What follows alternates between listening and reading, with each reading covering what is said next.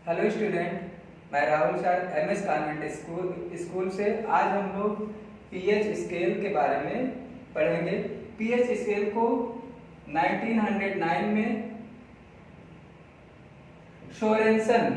Sorensen ने इसको सबसे पहले बनाया था।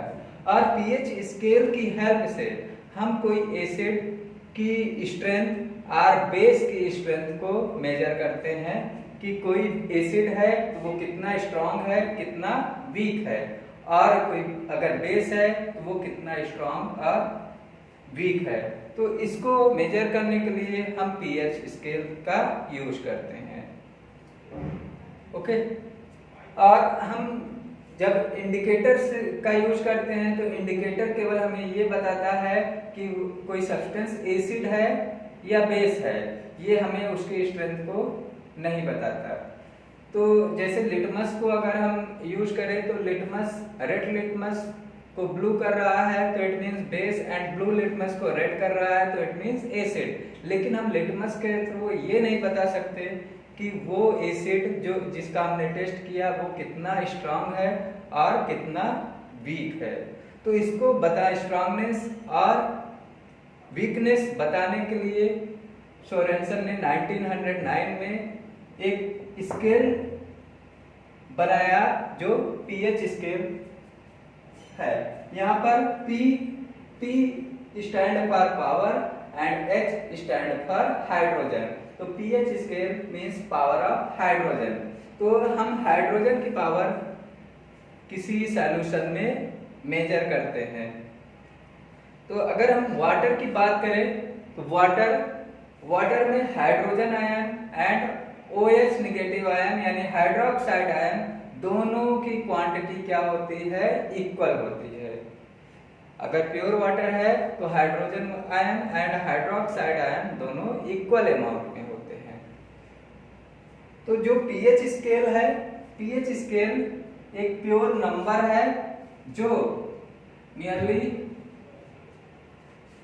जो 0 to 14 तक के मेजर किया गया है। 0 to 14 और यहाँ मिड में 7 पीएच वैल्यू प्योर वाटर की होती है और कुछ सॉल्ट की होती है।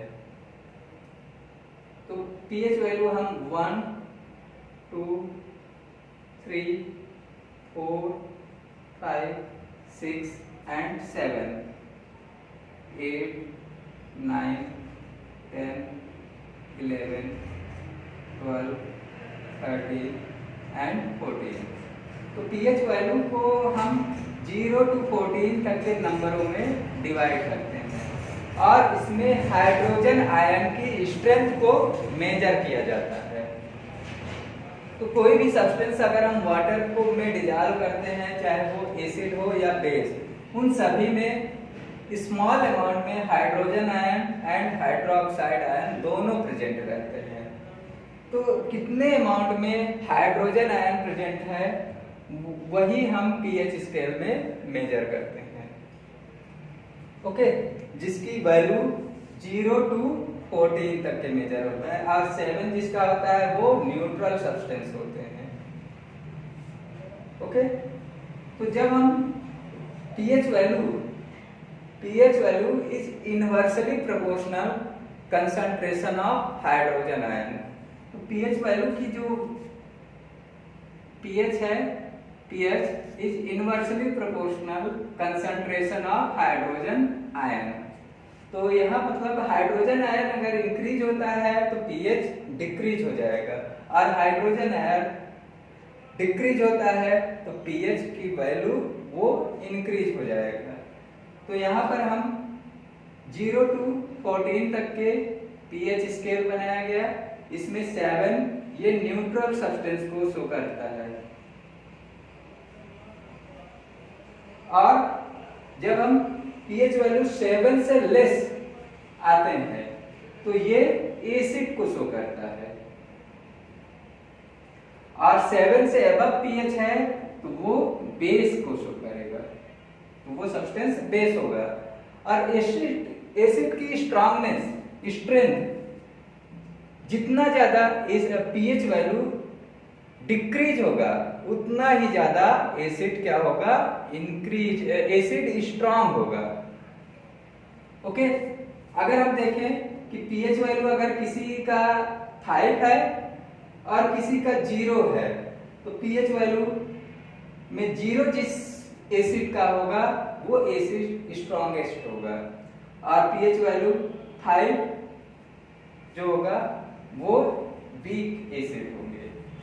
उसी तरीके से बेस की ओर चलते हैं। बेस 8, 9, 10, 11, 12, 13, 14 ये पीएच वैल्यू वाले केमिकल सब्सटेंस बेसिस में आते हैं। ओके, और बेस में जितना ज्यादा पीएच होगी, पीएच वैल्यू जितना ज्यादा होगी वो बेस उतना ही ज्यादा स्ट्रांग होगा।